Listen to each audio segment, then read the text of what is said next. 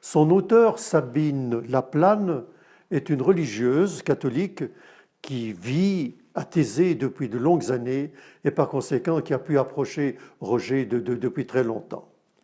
Et le titre est très intéressant déjà et nous donne une clé de lecture. Frère Roger de Thésée, que serait-ce Thésée sans Roger? Thésée, c'est Roger, Roger, c'est Thésée.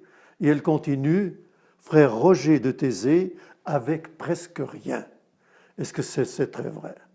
En fait, nous avons là le récit de sa vie, de sa jeunesse, de son village natal, dans le Jura vaudois, à Provence, ses études à Genève, et puis ensuite sa découverte de ce village de Thésée, et comment ce que, j'allais dire, son engouement écuménique, eh bien, s'est développé, s'est révélé dans ce milieu-là.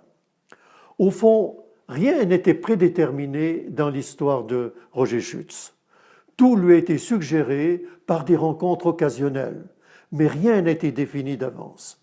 Et il n'a jamais hésité de bifurquer de chemin quand il se trouvait devant une impasse.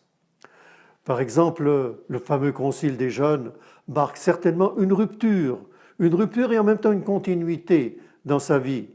Il avait beaucoup misé sur le dialogue entre les églises, le rapprochement des églises, il rêvait même d'une église unie, et puis il s'est rendu compte, ma foi, eh bien, que le train avançait très lourdement.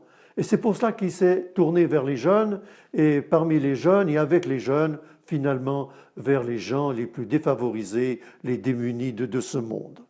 Un livre passionnant, un témoin de notre temps, et déjà sa seule histoire est un résumé de l'histoire de l'Église moderne.